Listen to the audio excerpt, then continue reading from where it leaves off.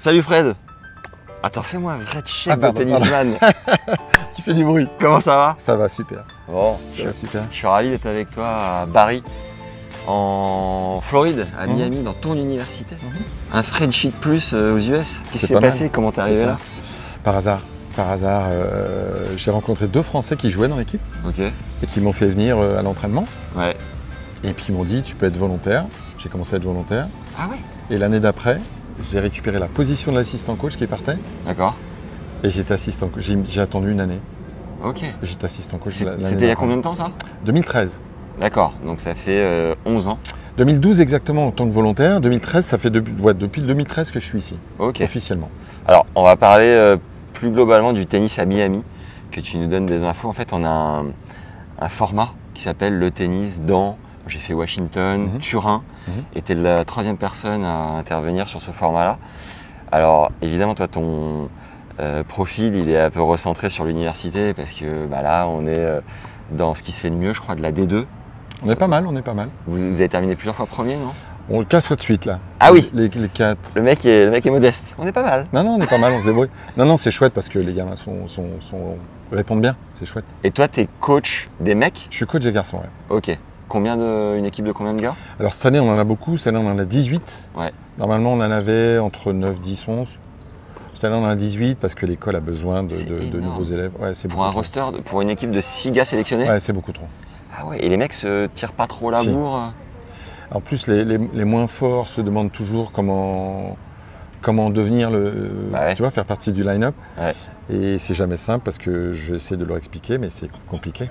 Ah, j'imagine. C'est une compétition difficile. Et avant d'arriver aux États-Unis, tu es un gars de Bordeaux, il me semble. Tu faisais quoi dans la vie? C'était quoi ton parcours? Alors, j'étais prof dans un petit club au Royan pendant 15 ans. Et après, j'ai bossé en même temps à Primrose avec les filles. Ouais. Donc c'était chouette, passer 15 ans à Bordeaux, globalement. Études à Bordeaux, alors j'ai études de Paris. Études à Bordeaux, 15 ans, et puis après on s'est dit avec ma femme, hop, on s'en va. Aux US. J'ai arrêté complètement le tennis. Mais on s'en va aux États-Unis? Aux US, ouais. Et ta femme fait quoi? Elle est dans le marketing. Et vous aviez tous les deux des jobs ou vous êtes partis On avait zéro job, zéro. On est parti, on a monté une boîte avec une américaine et on faisait des accessoires féminins, foulards, rien à voir avec la chocotte. Ok. Donc c'était fantastique, ça a été génial. Et ça a donné quoi cette boîte? Ça a donné 2 ans, break-even au bout de 2 ans, on était presque bien, on commençait à générer de l'argent. Ouais. Et puis on a un petit garçon qui est arrivé. Donc, la tornade. La tornade est arrivée, donc quand tu bosses tout seul, on bossait tous les deux. Hein. Ouais. Quand tu bosses tout seul, c'est un peu compliqué, avoir un enfant ici on ne sait jamais. Tu peux dépenser beaucoup d'argent pour la naissance. Ok. La baby shower. On est rentré, la baby shower. Ah, les ricains avec ça, ils sont incroyables. On n'a pas fait la baby shower. Ah, on est reparti et donc on est reparti et je gagne la green card 6 mois plus tard. Okay. Et on revient ici et là je dis tennis, soleil, tennis. Et comment tu as fait pour avoir la green card? Je l'ai gagné à la loterie. Et ça marche comment ça? Tu applies à la loterie sur un site qui s'appelle France Service, je vais leur faire de la pub. France Service, super site, 50 balles. Tu fais ton dossier avec eux. Et c'est 1 sur combien? Ah, c'est beaucoup là. Je pense que c'est plus maintenant parce que je pense qu'il y a moins d'ouverture qu'avant. Ok. Mais je crois qu'il y avait 25 000, il y avait 250-25. Je crois que c'était 10%, ils prenaient 10%. Et sur 50 000, je crois qu'ils en retiennent 25 000. Tu aurais préféré gagner 1 million d'euros à l'euro-million, 1 million, ou la green card à la loterie? Alors je pense quand même que le million, il valait de la peine quand même. Le million. Le million valait la peine. Je pense que le milieu, il était pas mal. Non, mais tu peux venir ici. Tu aurais temporisé sur la green card. Ouais, je pense que déjà tu peux, avec un peu d'argent et avec un peu de travail, tu peux avoir la green card aussi. Hein. D'accord. Et vous étiez arrivé à Miami avec ta femme? Ouais. Avant le tennis? Alors pas du tout, non. On est arrivé à Miami quand on est revenu avec mon petit, j'ai dit c'est obligatoire short t-shirt. Mais la boîte elle était montée c'était dans l'Ohio. Et vous viviez là-bas? On vivait là-bas. Quelle ville? Cleveland. D'accord. Et c'est sympa Cleveland? C'est super sympa, non. Ah bon? Non, c'est terrible. C'est pas ouf? Il n'y a rien. Ah ouais. Et ça craint un peu, non? Craint pas du tout. Ah d'accord. Petite ville, sympa, non, ça craint pas du tout. Donc vous faites combien de temps à Cleveland? On fait 2 ans à Cleveland, ça se passe pas mal. On est un peu les princes parce qu'en fait à Cleveland, on était les 2 seuls Frenchies de Cleveland. Ouais.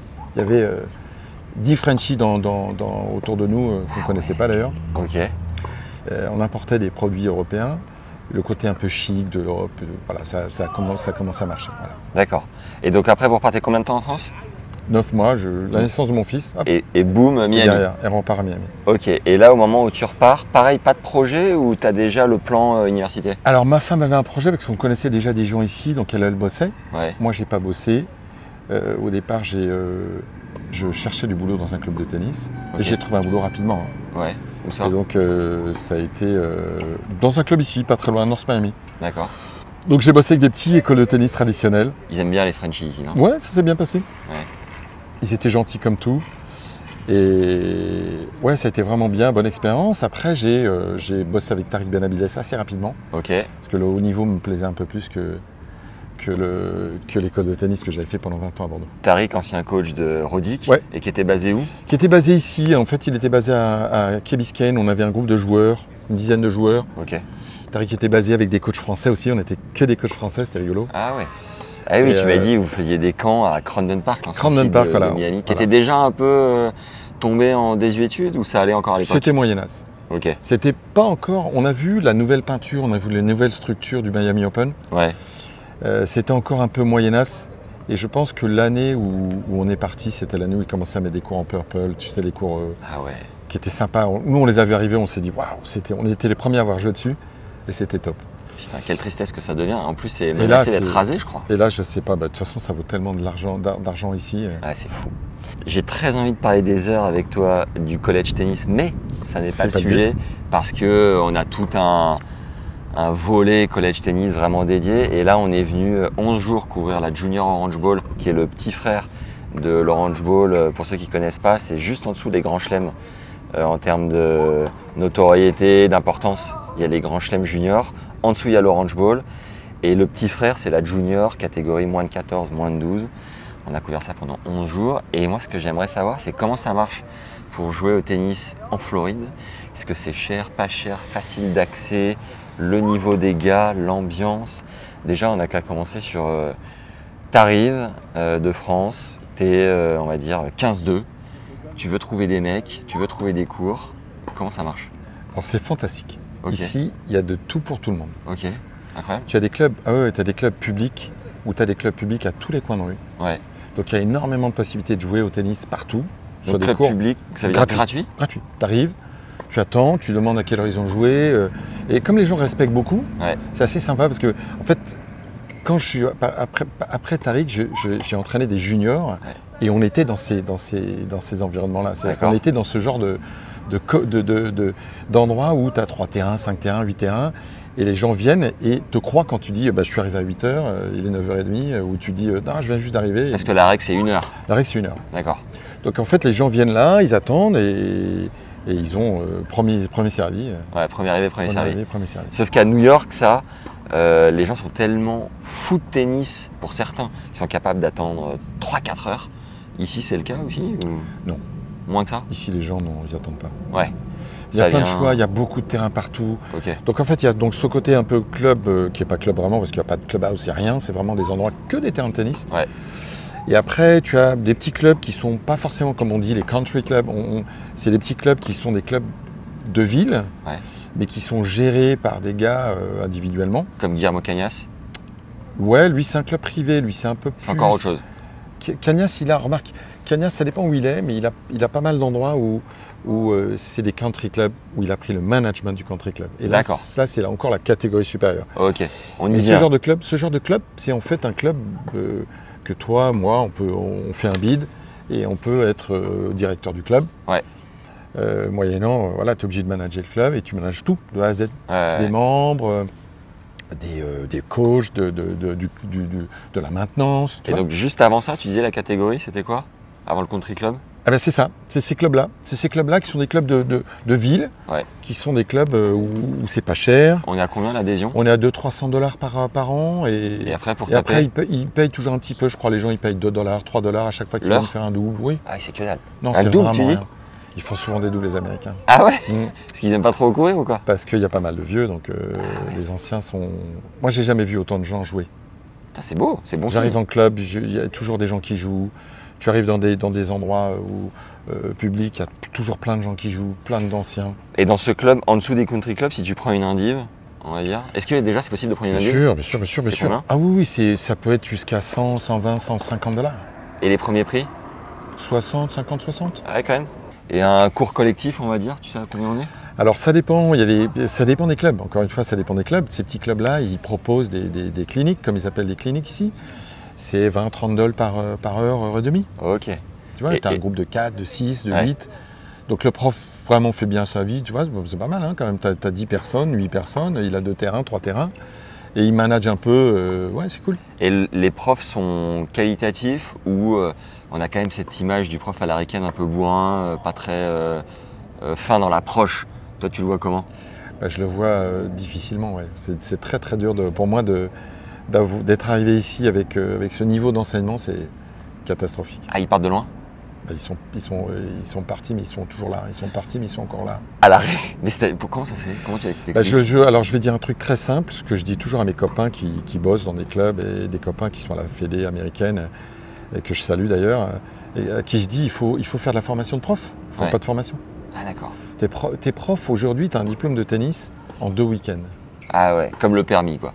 Comme le permis ou comme tu sais, comme les éducateurs à l'époque en France qui passaient un petit diplôme d'éducateur, mais pour moi c'est à peu près le niveau d'un éducateur ici. D'accord, ah ouais.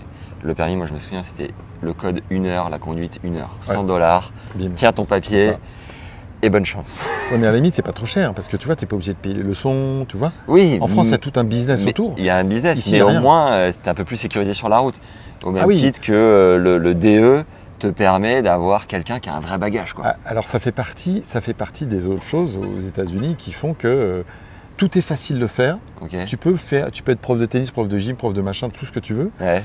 C'est après le côté qualitatif fait que bon, si tu es sympa, tu as une bonne gueule, tu es jeune, ça va bien. Ouais, et puis que tu as envie de bosser. Et que tu as envie de bosser, et que tu es super sympa avec les gens. En fait, je pense qu'il faut avoir du bagou ici. Donc ils ont du bagou, ils sont beaux gosses, ils ont un petit panier, ils sont, ouais, ça se passe pas mal pour eux. Et donc, la catégorie country club, sur l'adhésion à l'année, tu dirais qu'on est à combien? Alors là, on va de sommes raisonnables à genre 500 000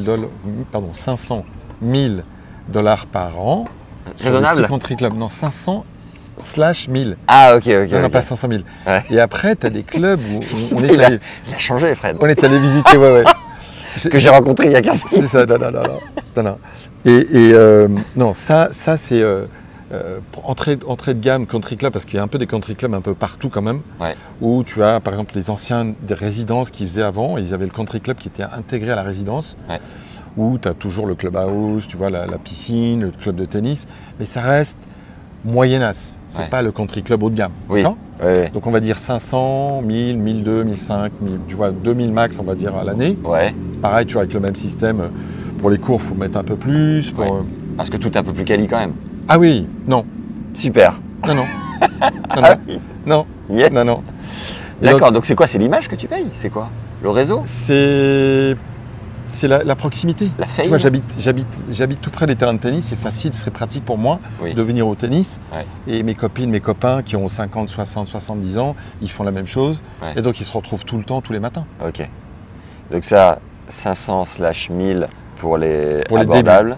Et ça peut aller jusqu'à combien? Et alors ça peut aller, il y a des country clubs, il y a des endroits qui sont privatisés, et des endroits même où tu ne peux pas forcément rentrer. C'est entre 50 et 100 000. Et je crois même que Island, je sais pas quoi là. Fisher Island. C'est là où on va, on y va de temps en temps. Et c'est pas plus cher encore? Je sais plus, je crois que c'est 100 000, je crois. Ah ouais? Ouais. C'est beaucoup déjà. C'est déjà beaucoup d'argent. Mais un de tes poulains, Eli Azoulay, qui a un grand cœur et un grand verbe, m'a dit que c'était 250 000. Et t'as dit 250? C'est possible. On t'embrasse. Ouais. Merci pour tes infos. Eli, t'es trop fort. 250, c'est possible. Mais Eli, il te prend 150 000 de marge. C'est ça, c'est possible. Il est fort, le mec. Non, 250, je pense pas. Peut-être. Après, c'est super unique aussi là-bas. Mais bon, il y a des endroits à Boca qui sont des country clubs un peu select aussi. Je pense que c'est 20 000, 30 000, 50 000. Tout dépend de l'endroit où c'est. Parce qu'en fait, il y a des endroits qui sont vraiment très déterminés à un petit peu plus d'argent. Mais là, par contre, tu dois avoir des prestations de dingue. Ouais. quoi? C'est quoi? Piscine magnifique, des resto. salles de gym, des salles de yoga, le clubhouse est magnifique. Oui, après, encore une fois, c'est des communautés qui sont ouvertes, certaines ou pas, au public.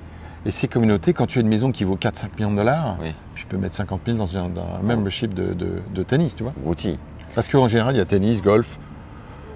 Tennis, golf. Donc tu vois, il y a vraiment deux grosses activités sportives des gens je vais dire, même si je parle pas des jeunes, des anciens, on va dire de 50 à 80, ils jouent tous au tennis et au golf. Et ils te mettent du pickle et du paddle aussi? Ils commencent.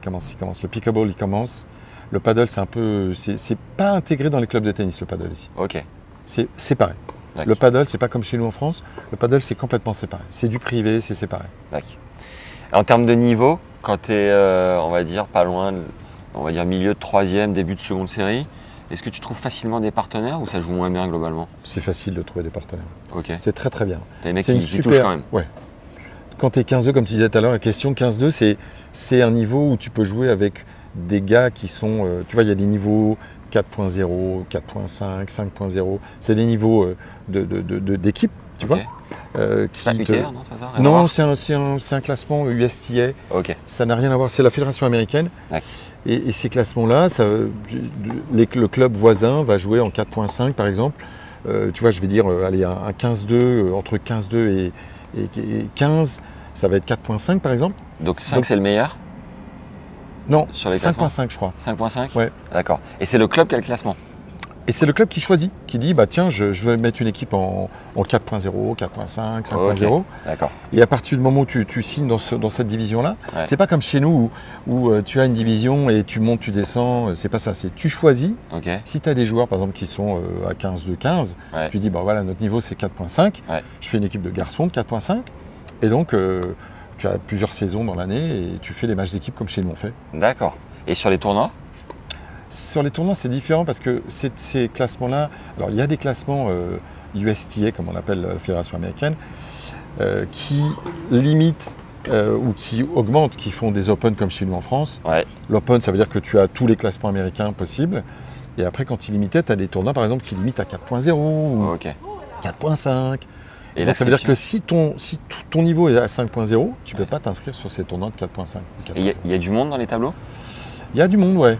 Moi, je me souviens être allé à San Diego pour faire une vidéo pour l'université et être allé voir Mathieu Josserand qui jouait en tournoi. Et sur le tournoi, c'était une usine à gaz. C'était une entreprise, le truc. Il y avait tableau, non mais je te dis une folie, plus de 75 ans, je crois. Double mixte, plus de 65 ans, plus de 55, plus de 45. Et tu te dis, mais il y a quoi? Il y a 700 personnes qui font le truc. Et c'était, je crois, $100 l'inscription. Au moins. Et c'est pareil en Floride? Pareil. Autant de monde, autant de... Pareil. C'est des tournois, en fait, comme ils ont beaucoup de gens qui jouent, ils font des tournois comme ça. Après, c'est l'ITF qui s'y met un peu à faire aussi. Ok. L'ITF, elle fait des tournois comme ça, un peu partout en Floride aussi, où ils font venir tous ces Américains, ou autres d'ailleurs, qui viennent faire ces tournois adultes, tu vois. Et du coup, les gens qui organisent ces tournois font partie du club ou c'est des externes? Pas forcément. Parce que ça a l'air d'être d'énormes machines à cash, quoi. Ouais, c'est open. C'est open. Alors après, tu as aussi des choses, c'est que le juge arbitre, il coûte des sous, beaucoup. Les arbitres, comme je disais tout à l'heure, les arbitres coûtent $250 par jour, l'arbitre. Ah ouais. Donc tu as Et tu es obligé d'avoir un arbitre? Et tu es obligé d'avoir un arbitre. D'accord. Donc ça veut dire que, bon voilà, tu as des charges. Tu as des charges qui sont assez importantes, Ok. C'est pour ça que c'est un peu plus cher que chez nous, parce que tu vois, par exemple, l'arbitre, chez nous, je pense qu'il est invité, ou comment ça se passe au niveau des arbitres en France. Mais il n'y en a pas sur les... Il n'y en a pas. Nous, on est obligés, nous. Ah ouais. Ok. Bon, ça faciliterait la tâche qu'il y en ait de temps en temps s'il voit clair en tout cas, parce qu'il y a quand même quelques embrouilles qui subsistent dans ce sport. Et nous, c'est pareil. Ah ouais? Ça se prend la tête ici? Non, pas trop, mais ça suffisamment pour oui, c'est facile, le call est facile. Ok. Le matos, est-ce que les raquettes coûtent plus cher? La pose de cordage, on est à combien? Tu peux nous Alors raquettes plus chères, ouais, beaucoup plus cher. Là aujourd'hui, je regardais parce que j'ai les jeunes qui demandent toujours des raquettes. Alors on a des contrats avec les collèges. Ok. Mais une raquette, c'est $250, ouais. Ouais, bah ça c'est comme en France. Ah c'est vrai? Ouais, c'est même en euros en France, donc au final... Ouais, $250, donc ouais, je pensais que c'était moins cher en France. Et ça c'est l'uni qui paye? Ou comme tu dis, vous êtes en contrat? Suivant les universités en fait, nous on paye pas, on leur paye pas les raquettes. C'est la seule chose qu'on paye pas. Okay. On paye les cordages, les chaussures, les tenues, mais on paye pas les raquettes. C'est les joueurs qui payent les raquettes? Ouais. Ok. Et une pause de cordage en Floride, c'est combien? 20. 20 balles? 20 balles. Et t'en as, enfin je veux dire, c'est livré rapidement? Dans la journée. Tu la poses le matin. En fait, ce qui est marrant dans les clubs aussi, il y a un système vraiment de pick-up dans les clubs où tu as le soir, tu as le gars qui vient ramasser les raquettes dans les clubs et qui les ramène le lendemain soir. C'est bien ça. Ouais, c'est pas mal. Et est-ce qu'il y a des magasins spécialisés tennis ou comme en France, tu as un grand Decat, ça marche comment? Il y a un gros magasin ici, c'est complètement absurde parce que Miami, c'est un énorme truc. Hein. Il a le monopole, le gars. Il a le monopole. Alors après, il y a des petits magasins comme des petits pro shops, tu vois. Ouais. Mais ça reste vraiment anecdotique. Gros magasin, c'est Tennis Plaza qui fait, tu as dû voir la pub là-bas au petit ouais, exact. Ouais. À l'Orange Bowl. Et Tennis Plaza, gros magasin online, tu peux aller chercher tout ce que tu veux, ta balle, raquette, tenue. Au top. C'est top. C'est très bien fait, ils sont sympas, ils bossent bien et c'est vraiment du service super rapide. Vous payez vos balles ici à l'Univ? Ouais. C'est combien le tube? C'est c'est 60. C'est 90 $ les 24, donc c'est un petit $4, un petit peu moins de $4 la boîte de 3. Ah oui, de 3, ouais. Parce que nous c'est 3. Ouais. Comme c'est 3 parce qu'on utilise 3 en match. Et tu as un prix parce que tu prends un carton. Et on a un prix chez Wilson, parce que normalement c'est au-dessus de 100. Ok. On vous embrasse les gars. N'hésitez pas à faire livrer des balles à Fred. Est-ce que tu aurais une anecdote un peu lunaire de tournoi, de match? Et ma deuxième question, c'est anecdote de trucs que tu aurais vécu dans des country clubs de dingue, tu vois. Parce que le tennis est vecteur de rencontres, ça t'ouvre des portes improbables. Ellie me disait qu'il allait taper à Fisher Island avec un gars qui le lendemain l'a emmené faire du bateau toute la journée. C'est ça. Enfin, le tennis et le golf, ça ouvre un peu ça. C'est quand même vecteur de trucs incroyables parfois, quoi. Ça ouvre vachement de portes. C'est vrai que là, les jeunes, en fait, quand il dit ça, Ellie, on est parti faire un pro-am event, tu sais, l'école en fait, elle envoie, nous on envoie par exemple nos 15 gamins, on va faire un petit 2 heures avec les membres, et les membres font un pro-am, c'est-à-dire que tu as un membre du club et un des jeunes de mon équipe qui font la paire. Pro-amateur. Pro-am, pardon, excusez-moi. Et donc voilà, donc ça permet aux gamins de voir un peu ce que c'est aussi qu'un country club, de voir ce que c'est que des gens qui habitent qui travaillent dans des clubs, donc ils voient un petit peu tout, c'est bien. Et puis ça permet de rapporter un peu d'argent à l'Univ parce qu'en fait on y va moyennant un petit peu d'argent. Les membres en fait, pour nous faire venir, nous donnent 150 $ à peu près par membre pour faire partie de cet événement. C'est cool ça. Donc nous, ça nous permet de récupérer 1500, 2000 $. Et vous avez déjà fait un programme qui est parti en énorme soirée sur un yacht au hasard? Non. Alors non. Régale-nous, Fred. Non, ouais, je suis désolé. Voyager. Ouais, j'aurais aimé. Non, c'est vachement, c'est très. Alors c'est vachement dans ce genre d'endroit. Alors Fisher Island, c'est vraiment un top niche. C'est autre chose que. Je pense qu'on ne peut pas trouver mieux, je pense, parce que c'est une île, parce que si tu habites pas, tu es pas invité. Le club, il y a des terrains en gazon. Ils ont des trucs, absolument incroyables. Le gazon rouge, à Miami, terre battue rouge, alors qu'ici c'est vert. Terre battue rouge, terre battue verte, pas dure, donc voilà. Et donc ces gens-là, c'est un peu coincé. Je veux dire, tu sens pas, on n'est pas détendu quand on va là-bas.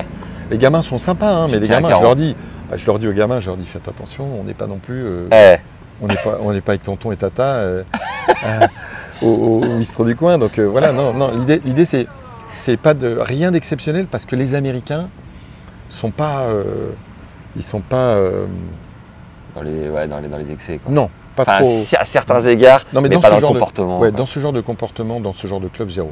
Impossible. Voilà. Ceci dit, hier soir, on était mercredi, on est allé dans un bar parce que c'était notre dernier soir. Donc, les Américains, ça dépend les endroits. Parce que tu avais des filles déguisées en Mère Noël qui dansaient sur le bar avec un mec, le DJ, qui avait un extincteur qui envoyait de la fumée. C'est bon ça. À certains endroits, ils sont quand même hauts en couleur. C'était plutôt cool. C'était magnifique. On n'a pas beaucoup dormi, Fred. Mais je suis content d'être avec toi. Est-ce que tu peux nous partager peut-être, j'en sais rien, une autre anecdote quand tu es arrivé aux États-Unis, d'un truc, d'une rencontre qui t'a ouvert des portes, avec Tariq ou sans Tariq, petit truc pour conclure. Pas facile à brûler pour Pas facile comme ça. Non, c'est pas. Non, je vais pas. Ce qui est rigolo, c'est qu'en fait, quand tu es en collège, tu représentes une école, donc en fait, tu es obligé de faire attention à ton statut, quand tu es sur le terrain. Et en fait, l'anecdote, c'est une anecdote qui est vraiment assez proche, c'est de l'année dernière. J'ai jamais eu d'histoire, c'est la première fois qu'on a une histoire avec une école. On part sur un terrain neutre et on joue une école. Je ne vais pas donner le nom parce qu'on ne va pas faire de pub pour eux, c'est vraiment des abrutis en plus. Ça s'est très mal passé. Et donc, on arrive là-bas et on s'échauffe, tout va bien, on commence à jouer. Et j'avais pas fait jouer tous mes meilleurs parce que l'équipe était moins forte. Donc tu vois, tu ajustes un peu, tu dis ok, mon numéro 1 je l'enlève, mon numéro 3 je l'enlève. Donc j'avais envie de 3 numéros. J'avais fait jouer mes petits qui jouent jamais. C'est vrai. Et donc on commence à jouer et en double c'est tendu comme tout, on récupère le point de double, donc ça va encore. Et derrière ça, on joue en simple et là ça part pas très bien. On perd un simple, on en perd un deuxième, l'autre c'était chaud. Et là ça commence à argumenter comme tu peux l'imaginer en collège, où il n'y a pas d'arbitre, et là c'était la fête. La guerre. Et donc ça a été, on avait 2 Brésiliens, un Espagnol qui étaient en face, ça a été la guerre, on est sur le match décisif, on ne peut pas perdre, si on perd, ça se passe pas bien pour nous par rapport au classement national et tout.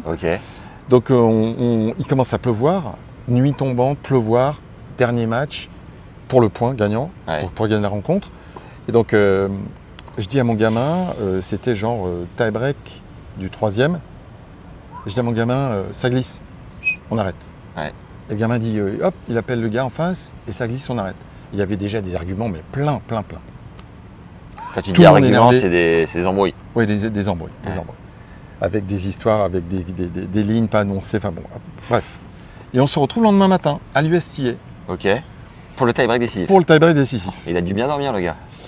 Et ça s'est passé horriblement mal parce qu'en fait on arrive là-bas, il s'échauffe vite fait et puis il démarre le tie-break et j'ai mon gamin qui annonce 2 balles pas très loin de la ligne, impossible à savoir, honnêtement impossible à savoir, je vous jure c'est vrai, impossible à savoir parce que, mais le gamin comme c'est pas un tricheur, la manière dont il l'a fait, c'était pas bien fait.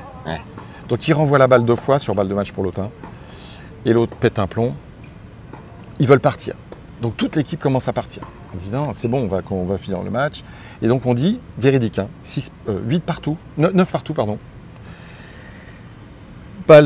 Donc balle décisive pour la balle de match derrière, puisque tie-break 10 points. Et on dit, bah voilà, un coach va être sur un côté et l'autre coach va être sur l'autre côté pour gérer les lignes. Sauf que le coach était sur le côté de l'autre, sur le côté de son joueur, et nous, notre coach était sur le côté de notre joueur. Notre joueur serre. L'autre annonce faute, la balle rentre 50 cm dans le terrain, il arrête la balle à la main, il dit faute. 9-8. Oui, 9-8. 19. 19, pardon. Et là, je dis à Thomas, on était avec un autre coach, je dis à Thomas, bon, on se casse. Et on est parti, comme des voleurs.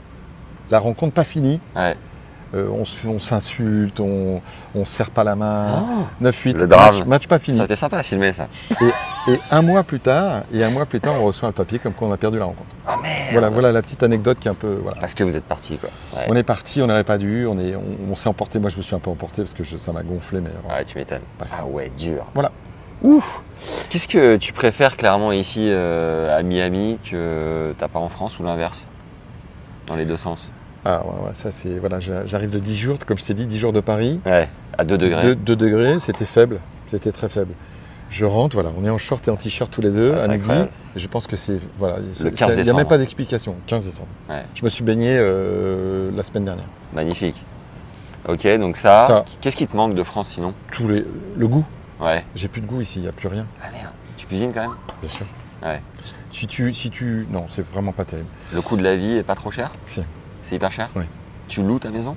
Non, on a acheté. Vous avez acheté, c'est plus intéressant? On a acheté, c'est intéressant, puis c'est pas, tu vois, ça permet de... Parce qu'il y a eu quand même des moments là, avec le Covid, tu avais des maisons à louer à 4 500, 5 000 $ par mois. La vache.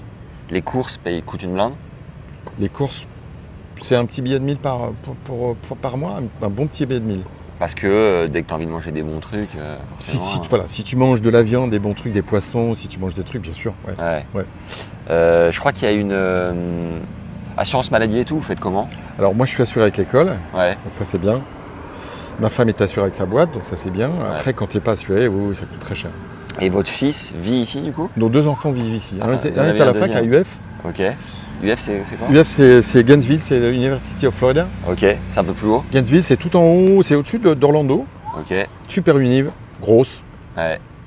On est allé visiter, gros match de football américain, gros match de basket. Énorme.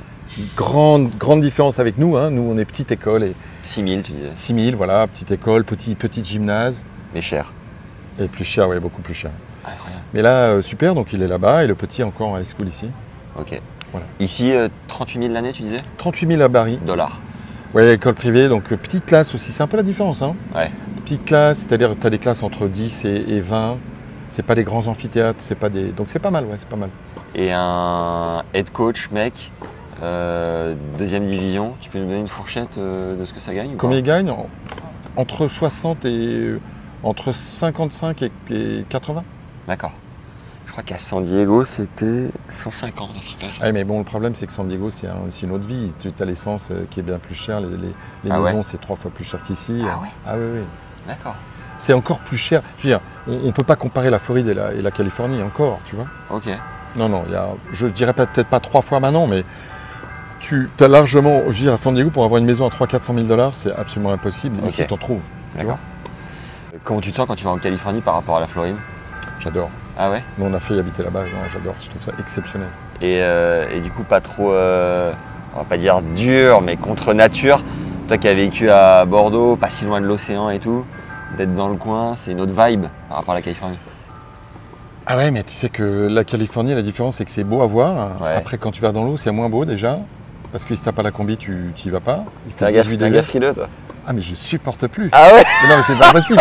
Mais non, mais l'eau, elle est à 18 degrés là-bas, c'est pas possible. Ah non, c'est pas Attends, possible. mais à Biarritz, elle est à. Eh ben, c'est pareil, mais c'est pas de l'eau, ça, c'est un glaçon. Voilà. Qu'est-ce qu'il me raconte? Biarritz, c'est comme la Californie. Mais c'est parce que tu du- surfes pas. Voilà, je surfe pas. Ah ouais. Putain, c'est un Ou alors je suis bonheur. comme Bryce de Nice et je surfe sur Mais- les. Pas dans l'eau. Voilà, mais si, mais jamais de la planche à Miami et je. Non, ouais. Non, Miami, mais ça surfouille un peu. Hein. ça surfouille, il y a une petite vague, il y a une petite gauche, pas très loin, vers Qui est blindé, un non? petit peu au nord de Miami. Pas trop. Ah, ça va? Non. T'as essayé? Non. Super. Non, je suis pas surfeur. Je crois qu'il y a un avantage fiscal assez important à Miami, non? Pas d'impôt sur la fortune, un truc comme ça, non?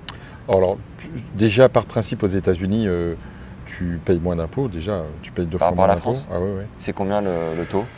Bah, ça varie. Nous, on est entre 12 et 20%, par exemple, Ok. quand tu as des salaires moyens. Ouais. Déjà, Si- t'es gagnant. 12-20%, c'est absolument incroyable. Ouais. Après, il n'y a pas de taxes d'État, il y a des taxes de taxes fédérales, pardon. Il y a des taxes d'État, mais pas Oui. de taxes fédérales. Donc chaque État, ça règle. Donc voilà, tout à fait. Et en Floride, je crois que ça 7%. ça attire du monde parce que c'est assez bas. Bah, 7%. Ah ouais, cadeau. Oh, en plus des 12 à 20% là, c'est ça? Ou c'est 7% tout court? Non, c'est 7% tout court. Ouais, Oh, ouais. putain, Ouais. c'est incroyable. Non, je veux dire, c'est 7% tout court. C'est-à-dire que C'est Dubaï. tu achètes un bien Ouais. et tu payes 7% de taxes dessus. D'accord, ok. Ouais. Après, ton bien, quand tu le redéclares aux impôts, ça rentre dans tes impôts de la même manière. Attention, Ouais, après, ouais. tu repayes des impôts dessus, bien sûr. Ouais, ok. Mais bon, I got it. regardez. Est-ce qu'on a fait le tour ou tu nous partagerais pas un dernier truc sur le tennis à Miami? On a oublié que. Si, le pickleball qui est en train d'exploser aux US, Ah là là. tu le vois de quel œil? Alors moi, moi, c'est mon oreille qui me dérange. En fait, c'est l'oreille. Le bruit. Oh, le bruit est dégueulasse. Cette balle un peu Cette grosse. balle en plastique trouée, qui part pas vite, qui fait un bruit de dingue. Et les gens qui y jouent, ça ressemble à quoi? C'est les Mongoliens. Oh, Non, t'es je suis salaud, dur. je suis salaud. Non, pardon. Je les adore en plus. Non, je suis nul de dire ça. Non, mais c'est pas ça. C'est qu'en fait, c'est tellement facile Ouais. que tu arrives à te rendre compte que même les gens avec zéro technique s'amusent bien. Donc ça, c'est un point très positif. Ouais. Après, tu joues à 4, donc Ouais. c'est positif aussi. Quand tu viens, c'est vachement sympa. Socialement, c'est bien. Après, tu bouges très peu. Mais tu peux quand même. Tu peux bouger Je si les ça, vois, si ça joue l'acier. Ouais. Mais c'est vrai que c'est atypique. Et vous avez des cours de pickle à... Non. Ça va pas devenir Ici universitaire? Non. Tu penses? Pas tout de suite? Alors là, Ok. j'espère pas. Je veux dire, Ah ça ouais, serait voilà. pitoyable. Bah, c'est-à-dire que c'est marrant parce que les jeunes s'y mettent. Les pros commencent un petit peu à faire du... Parce qu'en fait, ils se sont rendus compte, pickleball, ils se sont rendus compte qu'il fallait, tu vois, pour faire vraiment d'une bonne info sur le sport, Ouais. ils ont fait venir tous les champions. Bah oui. Donc Ils tous sont les malins, les champions gars. font les tournois. Ouais. Donc il y a des gens, je sais pas moi, j'ai vu des centrales Centraux. non, centrales, en centraux. Ouais. Des centraux, des centrales. Dites-nous en commentaire. Des centraux, ouais, on sait plus. mieux que nous. ouais. Il est ricain, des centraux où tu as 3 000 à 4 000 personnes qui regardent un match de pickleball. Ah ouais. Et l'anglais, justement, tu t'y es mis facilement? C'était très compliqué. Au départ, il y a, nous, on il y a est 12 ans, c'est ça? Il y a 20 ans. 20 ans, pardon. Très compliqué. Et... Très compliqué pour nous les Français parce que d'abord, toi, tu as fait tes études ici. Quand tu fais tes études ici, c'est quand même plus simple. Tu arrives à 20 ans. Ouais. Tu es entouré de gens autour de toi qui vraiment qui font comme toi, qui parlent anglais. Ouais. Tandis que quand tu arrives comme nous, on est arrivé, tu as les enfants, tu as la quel famille. âge? J'avais 40 ans. Ah ouais. Eh oui, et tu parlais pas trop? J'en ai 20. C'est beau ça, le mec. C'est pas mal. Hein. Comme Thierry Champion qui est arrivé à Gustier, qui me dit j'en ai 58. Et si je pouvais en bosser 32 de plus, mais je les prendrais tellement je kiffe ce que je fais. Ouais. C'est beau, le mec, t'as l'impression qu'il rajeunit. C'est vrai. Fabuleux. C'est vrai. Et donc à 40 piges, tu parlais un peu anglais quand même? Comme un gars qui sort de l'école et. Ah ouais, non, mais en fait, oui, un petit peu, parce que quand tu coaches un peu des joueurs, que tu es un peu sur le circuit, j'ai eu la chance d'avoir. Et c'était rien. Après, il faut bosser avec, tu vois. Et t'as toujours un French accent? J'ai toujours le French accent. Est-ce qu'il y a des nanas que ça rend ouf qui te dragouillent comme ça? Bien sûr. Ah ouais? Bien sûr. Ah, Fred! Oui, il est là. Il est là. Non, c'est fini maintenant. J'ai rangé les Gaules. Il y a longtemps? J'ai rangé les Gaules. Non, c'est pas ça, mais ouais, ça fait toujours plaisir à tout le monde. Ah ouais. Après, dans les réunions, la difficulté dans la réunion de coach, c'est que les mecs me comprennent pas. Ah merde! Donc je parle, je pose plus de questions. Tu sais, il y a des fois, je pose même plus de questions, je me dis même plus. All good? Vas-y, yes. Yeah, I'm fine. Et du coup, les Frenchies ont toujours ce côté un peu charmant de l'extérieur et tout. On a toujours la cote ouais, aux US? Ouais, on est pas mal. Ok. On est pas mal. Et est-ce que tu confirmes que les Ricains, ils sont plus sympas, entre guillemets, dans le sens où plus facile, je trouve, ça parle, tu vois. Il y a eu une session questions-réponses avec des très jeunes à la junior qui pouvaient poser à des experts de raquettes, cordage, une joueuse pro. En France, tu mets 10 gamins de 12 ans, il n'y en a pas un qui pose une question. Ici, tous smart, ils s'expriment bien, ils n'ont pas peur. Et je les trouve plus facile. On est allé dans des comedy shows. En France, l'humoriste, nous on est tous comme ça. J'espère qu'il ne va pas nous parler. Eux, ils sont tous, on peut participer. C'est ça. Non, mais c'est ouf. Alors ça, je pense, c'est culturel. Ouais. Et tu vois, c'est parce qu'à l'école, ils ont speech. Ah ouais. Ils ont speech. Ce qui est prise de parole en public. Tu exposes des choses, on te donne un sujet, tu dois parler de ce sujet-là. Ouais. Donc c'est top. Moi, mes enfants, ils parlent sans aucun souci. Et après, il y a un autre truc aussi qui est rigolo, c'est que l'enfant a moins peur de l'adulte ici. C'est ton pote, en fait. Tu vois. Moi, ils ont tendance à rigoler avec moi comme si j'étais leur pote de 14 ans. Hein. C'est cool, ça. Et sur les amis, tu confirmes que c'est peut-être plus dur qu'en France, non? Alors nous, on n'a pas trop d'amis. Pas trop d'Américains? Non. Et tu as connecté quoi avec des... Le problème des Américains, c'est qu'on n'a pas la même culture quand même, quoi qu'il en soit. On n'a pas la même culture, on ne vit pas les mêmes choses, on n'a pas les mêmes repères musicaux, artistiques, tu vois. Donc déjà, on n'a pas grand-chose en commun. Okay. Après, il y a des Américains qui sont vachement plus ouverts que d'autres, avec lesquels on s'entend très bien. Donc je ne vais pas faire une généralité, parce qu'il y a des Ricains qui sont fantastiques. Okay. Donc vraiment génial. Et c'est des gens qui, de par, comme tu disais, leur nationalité, sont vachement ouverts tout de suite. Et du coup, ton cercle social, il ressemble à quoi? Comment tu fais pour chiller, aller boire des bières? Alors moins déjà, beaucoup moins. Très très busy le garçon quand même. Hein. Ok. Parce que le petit joue au foot tous les soirs, très très busy. Ah ouais. Donc l'accès au bar, après quand tu habites plus loin, après tu vois l'accès de Miami Beach et tout ça, c'est un peu plus compliqué. Hein. Ouais. Mais c'est vrai que principalement des Français, ouais. Ok. Ouais. Avec qui t'as connecté comme ça, dans ta gauche? Avec qui on a connecté soit à l'école, on fait de la musique aussi avec des copains. Donc on a, c'est à peu près... Et l'école coûte combien pour les enfants? 0. Ah bon? Parce qu'il y a des écoles qui coûtent un bras ici. Alors au début, quand ils étaient petits, on a payé... alors je vais faire de la pub pour eux parce que je la trouve géniale et il faudrait que les Français s'y mettent. Ouais. C'est Montessori qui est très très bien. Ouais. Et l'école Montessori ici, ça marche très bien, c'est très sympa. Et mes deux garçons, ils sont passés 4 ans, de 2 à 6, tu vois, juste avant l'école publique où tu peux rentrer gratuitement. Et incroyable la différence de... Trop bien. Génial. Donc, super. Merci Fred.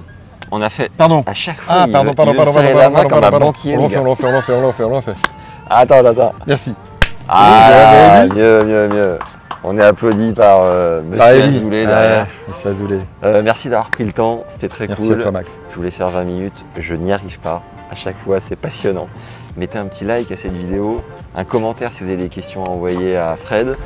Et venez faire un tour à Barry University, à Miami. Tout est ouvert. Les gens vont kiffer s'ils viennent à Miami, tu penses? Ah ouais. Ouais. Oui. T'es objectif quand tu dis ça? Ah oui. Non, mais c'est exceptionnel. Ici, regarde, tu viens en décembre, t'imagines? Tu viens en décembre. Incroyable. Par contre, tu peux avoir des semaines un peu dégueulasses où tu arrives, il fait pas beau et tu peux vraiment avoir 20 degrés et tu vois. Je vais couper, je suis en train de cramer moi. Allez, à bientôt. Salut les amis. Merci beaucoup Fred. Merci à toi ciao, Max. ciao.